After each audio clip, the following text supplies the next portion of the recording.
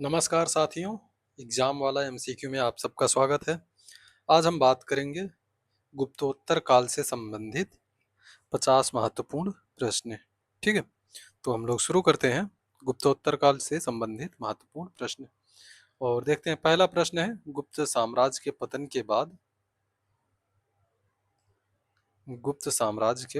बाद उत्तर भारत में किस वंश का उदय हुआ। ठीक, ऑप्शन ए है पाल वंश, ऑप्शन बी है वर्धन वंश, ऑप्शन सी है प्रतिहार वंश, ऑप्शन डी है राष्ट्रकूट वंश। तो इसका सही आंसर होगा ऑप्शन बी वर्धन वंश। ठीक, तो गुप्त साम्राज्य के पतन के बाद उत्तर भारत में किस वंश का उदय हुआ, तो वर्धन वंश। ठीक, लो अगले प्रश्न चलते हैं। हर्षवर्धन किस वंश से संबंधित थे। ऑप्शन ए है मौखरी वंश, ऑप्शन बी है वर्धन वंश, ऑप्शन सी है गुप्त वंश, ऑप्शन डी है पाल वंश। इसका सही आंसर होगा ऑप्शन बी वर्धन वंश। ठीक, तो हर्षवर्धन किस वंश से संबंधित थे, वर्धन वंश से। तो हम लोग अगले प्रश्न चलते हैं।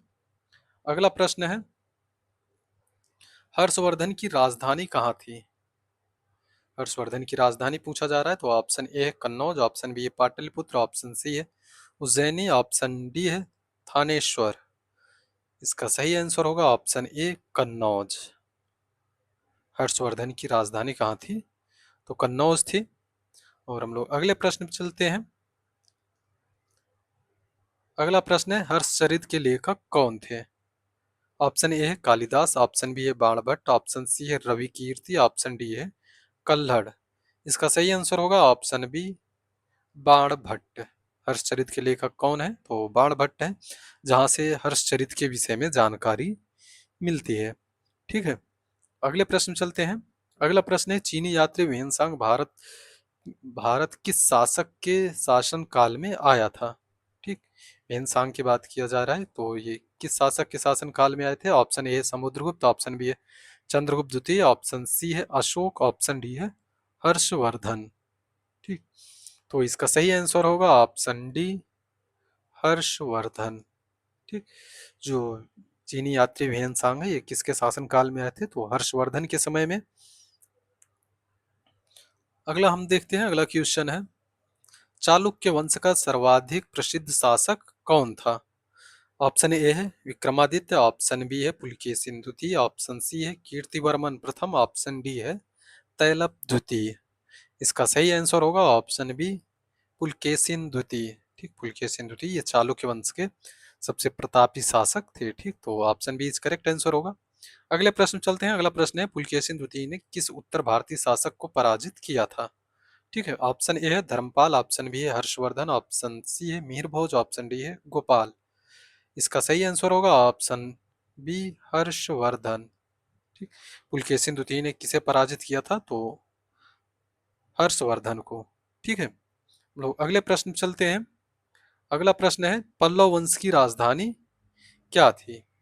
ठीक है, या कहाँ थी पल्लव वंश की राजधानी। Option A Vatapi, option B है कांची या कांचीपुरम, ऑप्शन सी है मदुरै और ऑप्शन डी है तंजावुर।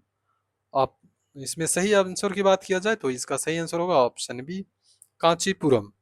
ठीक, तो इसका सही आंसर क्या होगा, ऑप्शन बी। अगले प्रश्न चलते हैं। अगला प्रश्न है, एलोरा का प्रसिद्ध कैलाश मंदिर किस वंश के शासन काल में बनवाया गया था। ठीक, एलोरा का प्रसिद्ध कैलाश मंदिर की बात हो रहा है। ऑप्शन ए है चालुक्य, ऑप्शन बी है पाल, ऑप्शन सी है पल्लव, ऑप्शन डी है राष्ट्रकूट। तो इसका सही आंसर होगा ऑप्शन डी राष्ट्रकूट।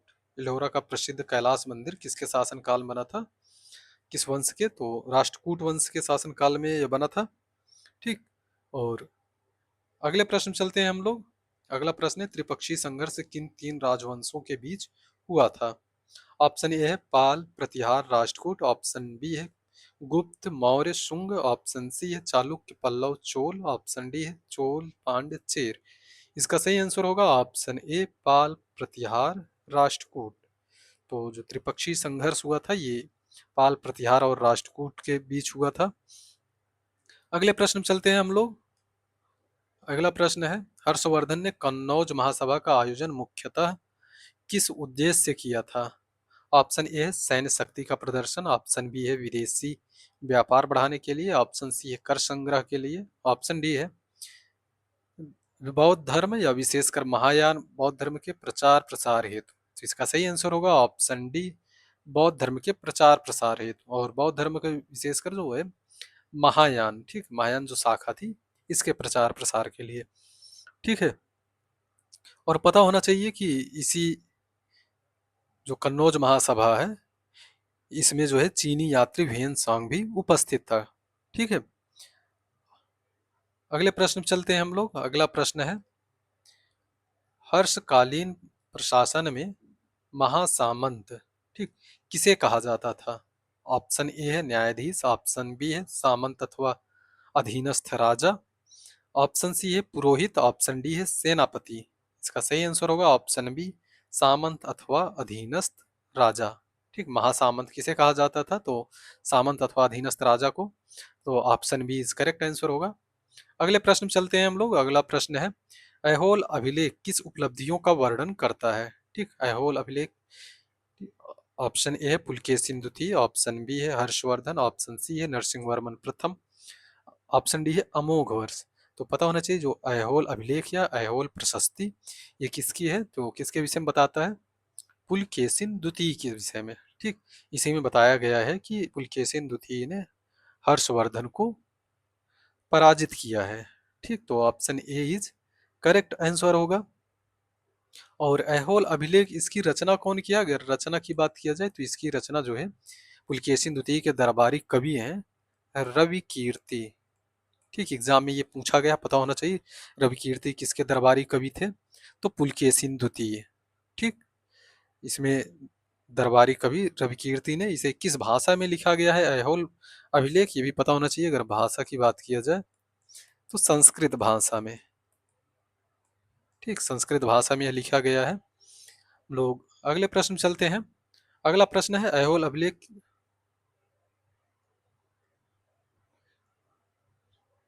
अगला प्रश्न है विक्रमशिला विश्वविद्यालय की स्थापना किसने की थी, ठीक। विक्रमशिला विश्वविद्यालय की स्थापना पूछा जा रहा है। ऑप्शन ए है गोपाल, ऑप्शन बी है धर्मपाल, ऑप्शन सी है देवपाल, ऑप्शन डी है महिपाल, ठीक।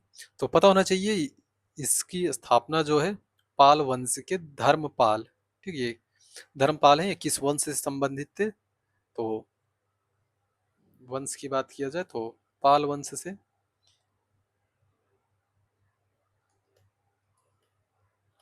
पाल वंश के शासक हैं धर्मपाल, ठीक। और धर्मपाल ने विक्रमशिला विश्वविद्यालय की स्थापना की और यह इसका उद्देश्य क्या था, उद्देश्य की बात किया जाए तो यह बौद्ध शिक्षा के लिए, ठीक, बौद्ध शिक्षा, और बौद्ध शिक्षा में भी महायान शाखा के, ठीक, महायान शाखा की बौद्ध शिक्षा के लिए यह प्रमुख केंद्र है, ठीक है। हम लोग अगले प्रश्न चलते हैं। अगला प्रश्न है पाल वंश की स्थापना किसने की थी। ऑप्शन ए है धर्मपाल, ऑप्शन बी है देवपाल, ऑप्शन सी है गोपाल, ऑप्शन डी है महिपाल। इसका सही आंसर होगा ऑप्शन सी गोपाल, ठीक। पाल वंश के संस्थापक हैं ये, ठीक। ये पाल वंश के संस्थापक है और पता होना चाहिए गोपाल को जो है जनता द्वारा चुना गया था, ठीक। वहां की जो जनता थी उसने गोपाल को अपना राजा चुनी थी। तो ये पहली बार ये प्रत्यक्ष रूप से देखा गया कि जनता किसी को राजा बना रही है। तो इसका सही आंसर क्या होगा ऑप्शन सी गोपाल, ठीक। हम लोग आगे देखते हैं। नेक्स्ट है अगला क्वेश्चन राष्ट्रकूट वंश की राजधानी कहाँ थी। ऑप्शन ए है वातापी, ऑप्शन बी है मान्यखेत या मान्यखेता, ऑप्शन सी है कांची, ऑप्शन डी है उज्जैन। तो इसका सही आंसर होगा ऑप्शन बी मान्यखेत, ठीक। राष्ट्रकूट वंश की राजधानी क्या है, मान्यखेत, ठीक है। और हम लोग अगले प्रश्न चलते हैं। अगला प्रश्न है महाबलीपुरम के प्रसिद्ध रथ मंदिरों का निर्माण किस वंश ने कराया था, ठीक। ऑप्शन ए है पल्लव, ऑप्शन बी है राष्ट्रकूट, ऑप्शन सी है चोल, ऑप्शन डी है चालुक्य।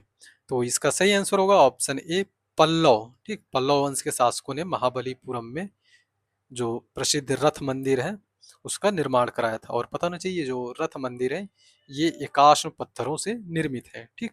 मतलब कि पत्थर को काट के ही मंदिर बनाया गया है, ठीक। तो option A is correct answer होगा इसका। हम लोग एक चीज अगर बात कर लें कि जैसे कुछ वंश हैं और ये किस क्षेत्र से संबंधित है, ठीक। तो जैसे वातापी के चालुक्य, ठीक है। वाताप चालुक्य कहाँ के हैं, तो वातापी के ऐसे तीन चार हैं, इनके विषय में जान लो, मैं यहाँ लिख दे रहा हूँ। वातापी के कौन है, तो चालुक्य हैं,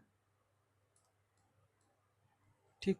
और अगला है मान्यखेत के राष्ट्रकूट, ठीक, ये राजधानी है, ठीक। मान्यखेत के राष्ट्रकूट। और नेक्स्ट है अगला कल्याणी के परवर्ती चालुक्य, कल्याणी के परवर्ती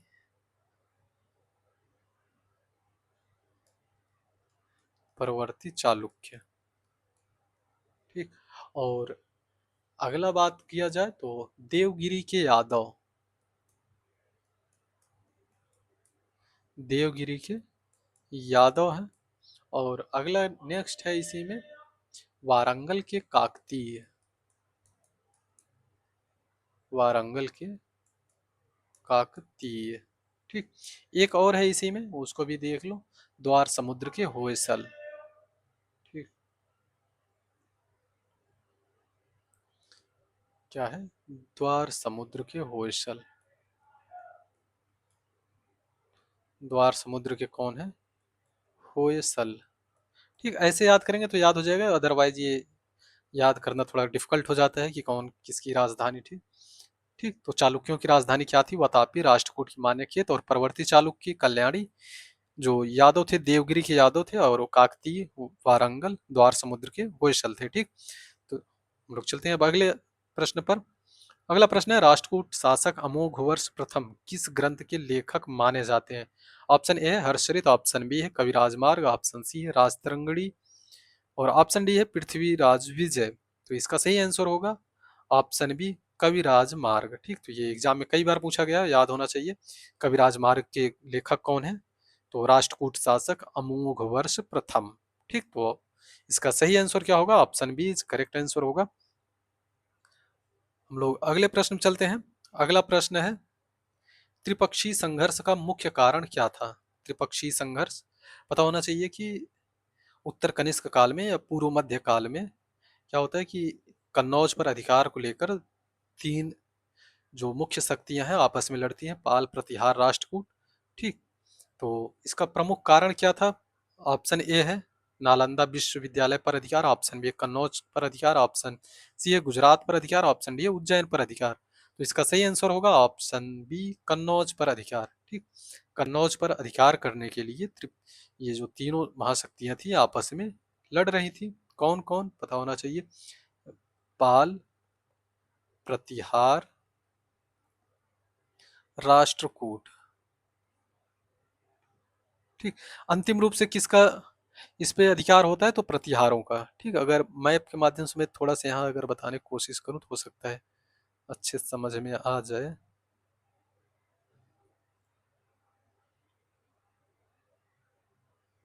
ठीक, ये मान लो भारत का मैप है, तो जो राष्ट्रकूट है इस वाले क्षेत्र पर थे राष्ट्रकूट, और इधर थे प्रतिहार, और इस तरफ थे पाल, ठीक। और बात हो रही है यहाँ पर अधिकार को लेकर, कन्नौज यहाँ पर कहीं है, ये है कन्नौज, ठीक। कन्नौज देखेंगे तो ये गंगा यमुना का ये जो दोआब है इसी क्षेत्र में अवस्थित है। तो यहाँ से जो है अनाज का भारी उत्पादन होता था, कृषि अत्यधिक यहाँ पर विकसित थी। तो इस क्षेत्र पे उपजाऊ क्षेत्र पर कब्जे के लिए या इस पर अधिकार करने के लिए ये तीनों शक्तियां कौन कौन सी, पाल, और ये राष्ट्रकूट, और ये कौन है, प्रतिहार है, ठीक है। ये सब आपस में लड़ते हैं, तो अंतिम रूप से किसका अधिकार होता है, तो प्रतिहारों का, ठीक है। तो इसका सही आंसर क्या होगा, ऑप्शन बी कन्नौज पर अधिकार को लेकर त्रिपक्षीय संघर्ष होता है, ठीक। अगले प्रश्न में चलते हैं। अगला प्रश्न है निम्नलिखित में से किस शासक को उत्तर भारत का अंतिम महान हिंदू सम्राट कहा जाता है, ठीक। अंतिम महान हिंदू सम्राट, ठीक, उत्तर भारत का। ऑप्शन ए है मिहिर भोज, ऑप्शन बी है हर्षवर्धन, ऑप्शन सी है धर्मपाल, ऑप्शन डी है नागभट्ट द्वितीय, ठीक। तो इसका सही आंसर होगा ऑप्शन बी हर्षवर्धन। ठीक, हर्षवर्धन को अंतिम महान हिंदू सम्राट कहा जाता है। तो option B is correct answer होगा। अगले प्रश्न चलते हैं हम लोग। अगला प्रश्न है मिलान वाला, और इसमें देखिए मिलान वाले में तो निम्नलिखित का सही मिलान कीजिए। इधर शासक है और दूसरी तरफ वंश है। ठीक है, तो हर्षवर्धन, धर्मपाल, पुलकेशिन द्वितीय और दंतीदुर्ग। हर्षवर्धन किस वंश से संबंधित हैं? तो हर्षवर्धन जो है ये वर्धन वंश, धर्मपाल पाल वंश से, पुलकेशिन द्वितीय चालुक्य वंश, दंतीदुर्ग राष्ट्रकूट वंश। ठीक, तो इसका सही आंसर क्या होगा? A2B1C3D4, A2B1C3D4। तो option A is correct answer. ठीक, तो इसका सही आंसर क्या होगा? Option A. अगले प्रश्न चलते हैं हम लोग। अगला प्रश्न है निम्नलिखित ग्रंथों का उनके लेखकों से सही मिलान कीजिए। ठीक, हर्षचरित, हर्षचरित है, और हर्षचरित की लेख कौन सी रचना है, या हर्षचरित किसके द्वारा लिखा गया है? बाणभट्ट के द्वारा। ठीक, राजतरंगिणी किसने लिखी है? कल्हड़ ने। ऐहोल अभिलेख की रचना किसने की थी? रवि कीर्ति। हम लोग पीछे बात भी कर चुके। कविराज मार्ग, अमोघ वर्ष।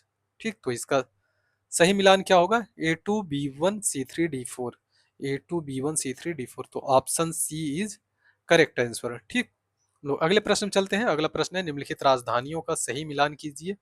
कन्नौज, कांची, मान्यखेत, वातापी। ठीक, कन्नौज किसकी राजधानी थी? तो पता होना चाहिए वर्धन वंश की राजधानी क्या थी? कन्नौज। कांची, कांची किसकी थी? तो पता होना चाहिए पल्लवों की राजधानी क्या थी? जो पल्लव थे इनकी राजधानी कांची थी। ठीक, मान्यखेत, तो मान्यखेत के पता होना चाहिए, मान्यखेत जो है राष्ट्रकूटों की राजधानी थी। ठीक, बादामी के चालुक्य थे, या वातापी के चालुक्य। तो इसका सही मिलान क्या होगा? A3B1C2D4, A3B1C2D4। तो option B is correct answer होगा। ठीक, अगले प्रश्न चलते हैं हम लोग। अगला प्रश्न है निम्नलिखित विश्वविद्यालयों का सही मिलान कीजिए। नालंदा, विक्रमशिला, वल्लभी, ओदंतपुरी। ठीक, तो नालंदा का निर्माण किसने कराया था? तो पता होना चाहिए कुमार गुप्त प्रथम ने। विक्रमशिला धर्मपाल ने।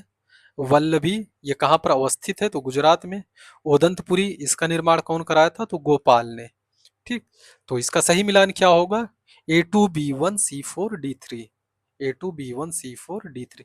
तो option C is correct answer. ठीक है, लोग आगे चलते हैं और अगले प्रश्न पर। अगला प्रश्न है निम्नलिखित शासकों का उनकी उपलब्धियों से सही मिलान कीजिए। ठीक, पुलकेशिन द्वितीय, पुलकेशिन द्वितीय की बात किया जाए तो इन्होंने हर्ष को पराजित किया था। और नरसिंह वर्मन, ठीक, नरसिंह वर्मन की बात किया जाए तो नरसिंह वर्मन ने वातापी पर विजय प्राप्त की थी। ठीक, और ऑप्शन सी है, ऑप्शन सी कह रहा हूँ, सी है कृष्ण प्रथम। ठीक, कृष्ण प्रथम ने कैलाश मंदिर का निर्माण कराया था। धर्मपाल ने, धर्मपाल ने विक्रमशिला विश्वविद्यालय का निर्माण कराया। तो इसका सही से मिलान होगा 1 2 3 4। ठीक, तो A1B2C3D4, option A is correct answer होगा। ठीक, अगले प्रश्न चलते हैं। अगला प्रश्न है निम्नलिखित यात्रियों का सही मिलान कीजिए। वेनसांग, वेनसांग किसके समय में आए थे? तो वेनसांग को पता होना चाहिए कि ये जो है हर्ष काल में, हर्ष के समय में वेनसांग आते हैं। इत्सिंग कब आते हैं? तो इत्सिंग उत्तर हर्ष काल में आते हैं। फाहियान कब आते हैं? गुप्त काल में। अलबरूनी महमूद गजनवी के काल में आते हैं। ठीक, सही मिलान क्या होगा? A2B1C3D4, A2B1C3D4। तो option B is correct answer होगा इसका। ठीक है, अगले प्रश्न चलते हैं। अगला प्रश्न है निम्नलिखित मंदिरों का सही मिलान कीजिए। कैलाश मंदिर, ठीक, कैलाश मंदिर कहाँ है? तो पता होना चाहिए कैलाश मंदिर एलोरा में है। ठीक, और विरूपाक्ष मंदिर की बात किया जाए तो विरूपाक्ष मंदिर जो है पटदकल में है। और तट मंदिर महाबलीपुरम में। लख लादखान मंदिर ऐहोल में। ठीक है, तो इसका सही मिलान क्या होगा? A1B2C3D4। तो option A is correct answer होगा इसका। ठीक है, हम लोग अगले प्रश्न में चलते हैं। अगला प्रश्न है निम्नलिखित वंशों का सही मिलान कीजिए। पाल वंश, फिर प्रतिहार, राष्ट्रकूट, पल्लव। ठीक, तो पाल वंश कहाँ के थे, पता होना चाहिए। पाल वंश जो है बंगाल के थे। ठीक, प्रतिहार कहाँ के थे, अगर प्रतिहारों की बात किया जाए तो प्रतिहार कन्नौज पर ये शासन करते हैं। राष्ट्रकूट ये दक्कन के क्षेत्र में थे। और पल्लवों की बात की जाए तो ये कांची के थे। ठीक, तो इसका सही मिलान क्या होगा, A4 B2 C3 और D1। A4 B2 C3 D1, option D is correct answer होगा। ठीक है, हम लोग अगले प्रश्न में चलते हैं। अगला प्रश्न है, निम्नलिखित अभिलेखों का सही मिलान कीजिए। ठीक है, ऐहोल ऐहोल प्रशस्ति, इसकी रचना कौन किया था, तो रवि कीर्ति किए हैं। प्रयाग प्रशस्ति हरिशेन किए हैं। जूनागढ़ ये रुद्रदामन के समय का है। और हाथी गुम्फा खारवेल। ठीक, तो इसका सही मिलान क्या होगा, A1 B3 C2 D4, A1 B3 C2 D4। तो इसका सही आंसर क्या होगा, option A is correct answer होगा। अगले प्रश्न पे चलते हैं हम लोग। अगला प्रश्न है, निम्नलिखित का सही मिलान करना है। गोपाल है, गोपाल किस वंश के थे, तो पाल वंश से संबंधित है। नागभट्ट प्रथम। ठीक, नागभट्ट प्रथम ये किसके हैं, तो प्रतिहार वंश के हैं। दंती दुर्ग ये राष्ट्रकूट वंश के। हर्षवर्धन वर्धन वंश के। ठीक है, तो इसका सही मिलान क्या होगा, A1 B4 A1 B4 C3 D2। ठीक, तो इसका सही आंसर क्या होगा, option B is correct answer. अगले प्रश्न में चलते हैं। अगला प्रश्न है कथन और कारण वाला है प्रश्न। तो कथन क्या है, हर्षवर्धन ने कन्नौज में एक भव्य धार्मिक सभा का आयोजन किया। ठीक है, हाँ सही है। हर्षवर्धन ने जो कन्नौज में एक भव्य धार्मिक सभा का आयोजन किया था, कथन ये सही है। और कारण की बात करें तो इस सभा का उद्देश्य महायान बौद्ध धर्म का प्रचार प्रसार करना था। ठीक है, तो पता होना चाहिए इसका कारण भी सही है। तो 643 ईस्वी में आयोजित कन्नौज महासभा जो है, इसका मुख्य उद्देश्य क्या था, तो महायान बौद्ध धर्म का प्रचार करना। ठीक, और इसीलिए क्या है कि कारण भी सही है और कथन भी सही है। कारण ए की व्याख्या कर रहा है, तो आर ए की व्याख्या कर रहा है, तो ऑप्शन ए कथन एवं कारण दोनों सत्य है। कारण कथन की सही व्याख्या करता है, तो option A is correct answer होगा। अगले प्रश्न पर हम लोग चलते हैं। अगला प्रश्न है, कथन और कारण का ही है। तो पुलकेशिन द्वितीय ने हर्षवर्धन को नर्मदा नदी के तट पर पराजित किया। ठीक, पुलकेशिन द्वितीय ने हर्षवर्धन को नर्मदा नदी के तट पर पराजित किया था। हाँ सही है, ऑप्शन ए सही है। और कारण आर देखें तो पुलकेशिन द्वितीय ने पल्लव वंश का संस्थापक था। या पुलकेशिन द्वितीय पल्लव वंश का संस्थापक था, या पल्लव वंश का शासक है, संस्थापक नहीं सॉरी, पल्लव वंश का शासक है। तो पता होना चाहिए पुलकेशिन द्वितीय जो है पल्लव वंश के नहीं है। ठीक, पुलकेशिन द्वितीय जो है चालुक्य वंश के प्रतापी शासक थे। ठीक, तो कारण आर जो है गलत है, तो केवल ए सही है। तो इसका कथन सी देखें, कथन सत्य है लेकिन कारण आर जो कारण है वो असत्य है। ठीक, तो ऑप्शन सी करेक्ट आंसर होगा इसका। अगले प्रश्न चलते हैं, कथन और कारण का ही है। कथन है त्रिपक्षीय संघर्ष कन्नौज के अधिकार के लिए हुआ। कारण क्या है, ये सही है, कथन सही है ना, कि त्रिपक्षीय संघर्ष कन्नौज के अधिकार, हम लोग पीछे बात भी कर चुके हैं। कन्नौज उस समय राजनीतिक एवं आर्थिक दृष्टि से अत्यंत महत्वपूर्ण नगर था। हाँ सही है, इसीलिए तो यहाँ पर अधिकार के लिए युद्ध हो रहा था, संघर्ष हो रहा था। तो इसका कथन एवं कारण दोनों सही है और व्याख्या भी कर रहा है। तो इसका ऑप्शन ए कथन एवं कारण दोनों सत्य है, कारण कथन की व्याख्या करता है। तो option A is correct answer होगा। अगले प्रश्न चलते हैं हम लोग। अगला प्रश्न है, कथन ए है पाल शासकों ने बौद्ध धर्म को संरक्षण दिया। तो पाल शासक ने बौद्ध धर्म का संरक्षण दिया था। हाँ सही है। कारण की बात करें, धर्मपाल ने विक्रमशिला विश्वविद्यालय की स्थापना करवाई थी। तो धर्मपाल ने ही विक्रमशिला विश्वविद्यालय की स्थापना करवाई थी, पता होना चाहिए। और इसी से पता चलता है कि पाल शासक जो है बौद्ध धर्म के संरक्षण दे रहे थे। ठीक, तो कथन और कारण दोनों सत्य हैं और कारण जो है आर की सही व्याख्या भी कर रहा है। तो option A is correct answer होगा। ठीक, अगले प्रश्न पर हम लोग चलते हैं। अगला प्रश्न है, कैलाश मंदिर एलोरा का निर्माण कृष्ण प्रथम ने कराया था। जो कैलाश मंदिर है कहाँ पर है, एलोरा में। तो इसका निर्माण किसने कराया था, कृष्ण प्रथम ने। तो सही है, कृष्ण प्रथम द्वारा कैलाश मंदिर का निर्माण कराया गया था। और कारण आर की बात किया जाए तो कृष्ण प्रथम राष्ट्रकूट वंश का शासक था। हाँ, ये भी सही है, ये राष्ट्रकूट वंश का शासक था। तो इसका सही आंसर क्या होगा? कथन एवं कारण दोनों सत्य हैं, तो कारण कथन की सही व्याख्या करता है। ठीक, तो ऑप्शन ए करेक्ट आंसर होगा। अगले प्रश्न पर हम लोग चलते हैं। अगला प्रश्न है, वेनसांग ने अपनी यात्रा वृत्तांत में नालंदा विश्वविद्यालय का विस्तृत विस्तृत वर्णन किया है। ठीक, वेनसांग ने अपनी यात्रा वृत्तांत में नालंदा विश्वविद्यालय का, हाँ सही है, वेनसांग जब आते हैं तो नालंदा विश्वविद्यालय बन चुका रहता है, तो इसका ये विस्तृत वर्णन करते हैं। और कारण आर देखें तो वेनसांग ने नालंदा में अध्ययन नहीं किया था। यहाँ पर देख रहे हो कि नहीं कह रहा है, जबकि वेनसांग जो है नालंदा में आते हैं और यहाँ पर अध्ययन करते हैं। ठीक, तो कारण आर इसका गलत होगा, तो इसका सही आंसर क्या होगा? ये सत्य है लेकिन आर असत्य है। ठीक, तो कथन सत्य है लेकिन कारण जो है असत्य है, तो option C is correct answer होगा। हम लोग अगले प्रश्न पे चलते हैं। अगला प्रश्न है, कथन का ही कथन है, महाबलीपुरम के रथ मंदिर एकाश्म शैलकृत मंदिर है। ठीक, एकाश्म हम लोग पीछे भी बात किए, जो महाबलीपुरम के रथ मंदिर है ये एकाश्म पत्थर से निर्मित है, तो कथन सही है इसका। और इसका निर्माण चोल शासकों ने कराया था। ठीक, तो हम लोग पीछे बात किए कि इसका निर्माण चोल शासक नहीं कराए थे। ठीक, पल्लव शासकों ने कराया था। कौन कराए थे? पल्लव, पल्लव शासकों द्वारा इसका निर्माण कराया गया था। तो इसका सही आंसर क्या होगा? ऑप्शन सी, कथन सत्य है लेकिन कारण असत्य है, तो option C is correct answer होगा। अगले प्रश्न में चलते हैं हम लोग। अगला प्रश्न है, प्रतिहार वंश के नागभट्ट प्रथम, ठीक, नागभट्ट प्रथम ने अरब आक्रमणकारियों को पराजित किया था। ठीक, तो सही है, नागभट्ट प्रथम ने अरबों को पराजित किया। और प्रतिहार साम्राज्य की स्थापना धर्मपाल ने की, तो प्रतिहार साम्राज्य की स्थापना धर्मपाल नहीं किए थे। ठीक, तो कौन किया था प्रतिहार वंश की? अगर बात किया जाए स्थापना, तो नागभट्ट प्रथम ने की थी। ठीक, प्रतिहार साम्राज्य की स्थापना कौन किया था? नागभट्ट प्रथम। तो आर गलत है, तो इसका सही आंसर क्या होगा? कथन सत्य है लेकिन कारण असत्य है, तो ऑप्शन सी करेक्ट आंसर होगा। अगले प्रश्न में चलते हैं हम लोग। अगला प्रश्न है, अमोघ वर्ष प्रथम राष्ट्रकूट वंश का प्रसिद्ध शासक था।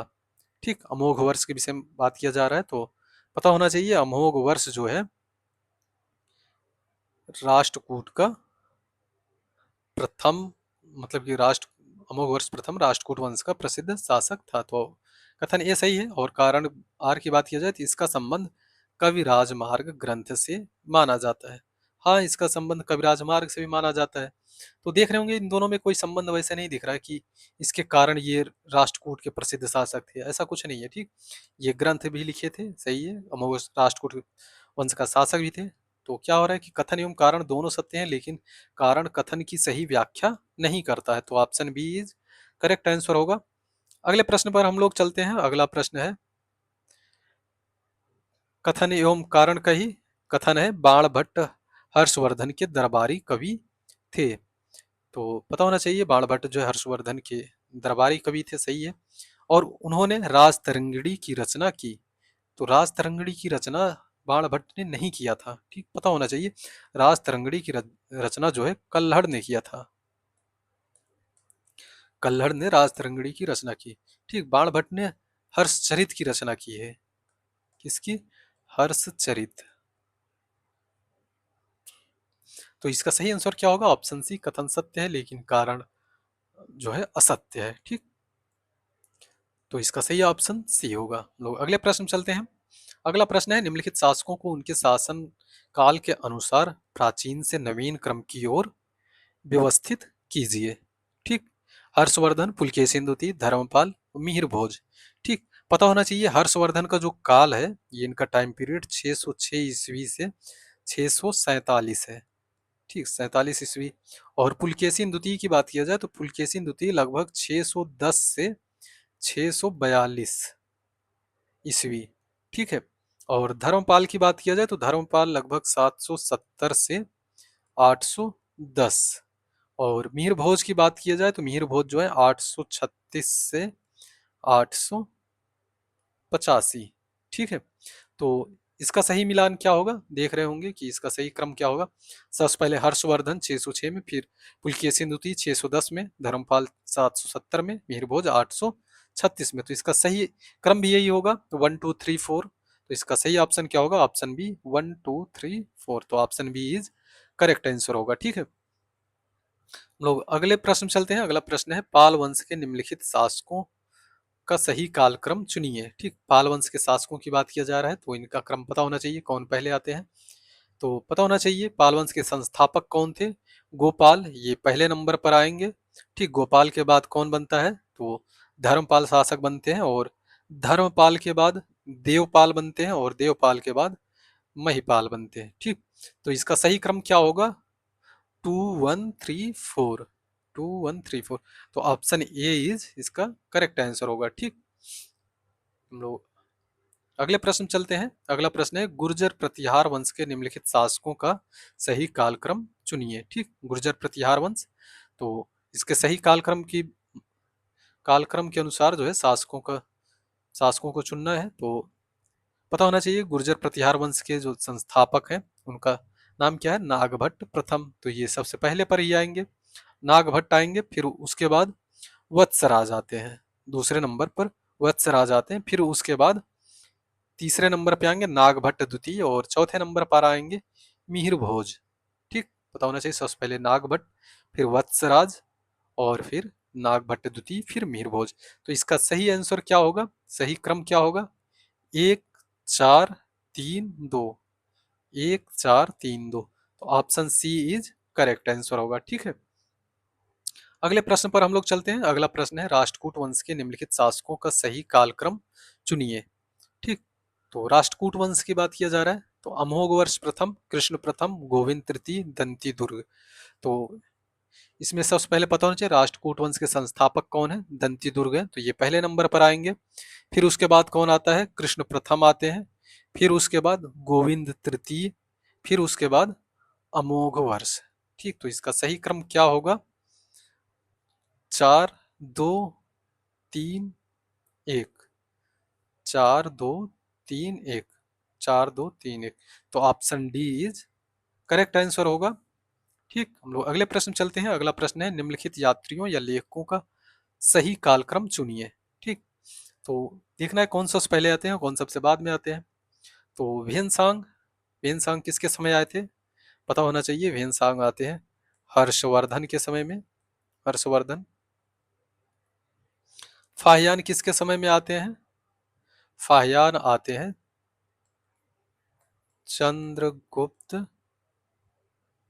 द्वितीय के समय। और अलबरूनी जो है महमूद गजनवी के साथ आता है, महमूद महमूद गजनवी के समय ये आते हैं। और इत सिंह जो है उत्तर हर्ष काल में। ठीक, उत्तर हर्ष काल।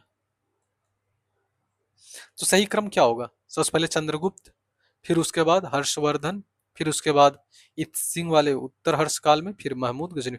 तो सबसे पहले कौन आएगा, फाहियान, फिर उसके बाद वेहनसांग, फिर इत सिंह, फिर अलबरूनी। ठीक, ये क्रम पता होना चाहिए खास करके तीनों लोगों का, जो वेहनसांग, फाहियान और इत सिंह है। तो फाहियान मतलब कि 2 1 4 3, 2 1 4 3। तो option A is correct answer होगा। ठीक, अगले प्रश्न चलते हैं। अगला प्रश्न है, निम्नलिखित ग्रंथों या अभिलेखों का सही कालक्रम चुनिए। हर्षचरित, ऐहोल अभिलेख, कविराज मार्ग, राजतरंगिणी। ठीक, ऐसे इन लोगों का नहीं पता चलेगा, तो इन लोगों का ना किसके समय में कौन लिखा है, तो वैसे कर लेंगे तो शासन काल से, तो अच्छे से ये हो सकता है। ठीक है, तो हर्षचरित पता होना चाहिए, हर्षचरित के लेखक कौन है, बाणभट्ट, बाणभट्ट। ठीक, किसके दरबार में थे, तो हर्षवर्धन, हर्षवर्धन के दरबारी कवि हैं। ऐहोल अभिलेख ये पुलिकेशिन, पुलिकेशिन द्वितीय। ठीक, कविराज मार्ग ये अमोघ वर्ष, राजतरंगिणी कल्हड़।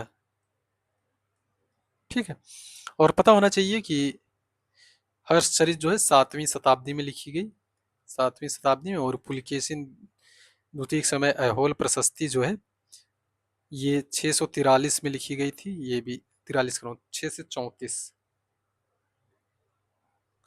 34 ईस्वी के आसपास ये लिखी गई थी लगभग। और अमोघ वर्ष जो है कविराज मार्ग लिखे थे कब, 9वीं शताब्दी में ये। और कल्हड़ जो है राजतरंगड़ी जो है 12वीं शताब्दी में। ठीक, तो इसका सही क्रम क्या होगा? पहले हर्षवर्धन जो है बाण भट्ट लिखे थे हर्षचरित, फिर ऐहोल अभिलेख, फिर कविराज मार्ग, फिर राजतरंगड़ी। ठीक, तो इसका सही क्रम क्या हो गया? 1 2 3 4। तो इसका सही आंसर क्या होगा? Option B, 1 2 3 4। तो option B is correct answer. अगले प्रश्न चलते हैं। निम्नलिखित घटनाओं का सही कालक्रम चुनिए। हर्षवर्धन का राज्यारोहण, ठीक, कन्नौज सभा, विहिंसांग का आगमन, और हर्षवर्धन की मृत्यु। सबको पता होगा कि सब लास्ट में हर्षवर्धन की मृत्यु ही होगी। और यहाँ भी देख रहे होंगे सब चार ही दिया है, तो यहाँ से बात बनेगी नहीं कुछ। और हर्षवर्धन का राज्यारोहण ये सबसे पहले आएगा, तो इस हिसाब से तो ये कैंसिल हुआ। ठीक है, फिर अब समस्या इसमें दोनों में आती है कि कन्नौज सभा का पहले आयोजन होता है कि भीमसांग का भारत आगमन। तो हम पीछे बात ये कि कन्नौज सभा में जो है भीमसांग जो है उपस्थित रहता है। ठीक, भीमसांग या जेनजांग भी इसे बोलते हैं। ठीक, ये उपस्थित रहता है। तो सब इसका पहला क्या होगा कि पहले ये आएगा, फिर इन दोनों में, फिर उसके बाद कन्नौज सभा का आयोजन होगा। तो क्या होगा? 1 3 2 4, 1 3 2 4, 1 3 2 4। तो इसका सही आंसर क्या होगा? ऑप्शन सी। ऑप्शन सी इसका करेक्ट आंसर होगा। अगले प्रश्न चलते हैं हम लोग। अगला प्रश्न है निम्नलिखित राजवंशों का उदय उनके अनुसार सही कालक्रम चुनिए। वर्धन वंश, चालुक्य वंश, पाल वंश और राष्ट्रकूट वंश। तो पता होना चाहिए कि वर्धन वंश इसका उदय कब होता है? तो 6वीं शताब्दी में। और चालुक्य वंश ये भी 6वीं शताब्दी में ही। और पाल वंश की बात किया जाए तो ये 8वीं शताब्दी में। और राष्ट्रकूट की बात किया जाए तो ये भी 8वीं शताब्दी में। ठीक है, और पता होना चाहिए कि जो वर्धन वंश है ये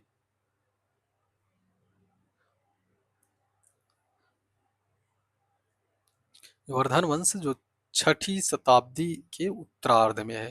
ठीक, ये उत्तरार्ध वाले में तो सबसे पहले इसमें क्या आएगा? फिर चालुक्य आएंगे, फिर वर्धन वंश आएगा, फिर उसके बाद राष्ट्रकूट आएगा, फिर पाल आएगा।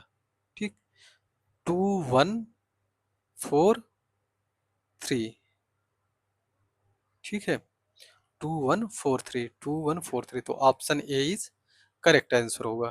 ठीक, अगले प्रश्न पर हम लोग चलते हैं। अगला प्रश्न है निम्नलिखित विश्वविद्यालयों की स्थापना का सही कालक्रम चुनिए। विक्रमशिला, वल्लभी, नालंदा, ओदंतपुरी। ठीक, विक्रमशिला ये धर्मपाल के समय हुआ था, पता होना चाहिए। वल्लभी ये कहाँ पर है? गुजरात में, ये बाद में हुआ था। और नालंदा की बात की जाए तो ये कुमारगुप्त प्रथम के समय, ओदंतपुरी जो है गोपाल के समय। ठीक, अब इन तीनों में मान लो इसका नहीं भी पता है तो इन तीनों में पता होना चाहिए सबसे पहले कौन आएगा? कुमारगुप्त का आता है। ठीक, कुमारगुप्त जो है नालंदा विश्वविद्यालय की स्थापना करते हैं। लगभग कब है ये? तो ये 5वीं शताब्दी में होता है। ठीक, और वल्लभी की बात किया जाए तो जैसे वल्लभी जो है 6वीं शताब्दी में इसकी स्थापना होती है। और धर्मपाल और गोपाल, तो इन सब में सबसे पहले कौन आएगा? गोपाल ही आते हैं। पाल वंश की स्थापना करते हैं, फिर उसके बाद धर्मपाल आते हैं। इन दोनों में पहले कौन आएगा? तो गोपाल आएंगे। तो ओदंतपुरी, तो सबसे पहले कौन सा आएगा? नालंदा। मतलब 3 2 4 1, 3 2 4 1, 3 2। विक्रमशिला, फिर ओदंतपुरी, 1 4 धर्म गोपाल, फिर विक्रमशिला।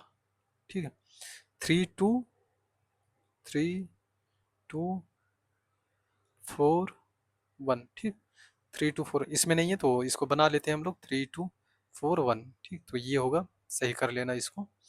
तो ऑप्शन बी इसका सही होगा। ठीक है, 3 2 4 1। आज का अंतिम प्रश्न है त्रिपक्षीय संघर्ष से संबंधित घटनाओं का सही कालक्रम चुनिए। ठीक, गोपाल का शासन, धर्मपाल का शासन, नागभट्ट द्वितीय का शासन, मिहिर भोज का शासन। ठीक है, तो पता होना चाहिए सबसे पहले गोपाल आते हैं, फिर धर्मपाल आते हैं, फिर नागभट्ट द्वितीय, फिर उसके बाद मिहिर भोज। तो इसका क्रम भी यही है, 1 2 3 4। तो इसका सही आंसर क्या होगा? Option C, 1 2 3 4। Option C is correct answer होगा इसका। तो आज हम लोगों ने क्या देखे? गुप्तोत्तर काल से संबंधित जो महत्वपूर्ण प्रश्न थे उसको देखे। इनमें पाल वंश देखे, राष्ट्रकूट वंश, प्रतिहार वंश और वर्धन वंश, इनसे संबंधित हम लोग प्रश्न देखे। और उम्मीद करते हैं यह वीडियो आपको अच्छी लगी होगी, आप इससे लाभान्वित होंगे। मिलते हैं हम लोग अगली क्लास में, तब तक के लिए धन्यवाद।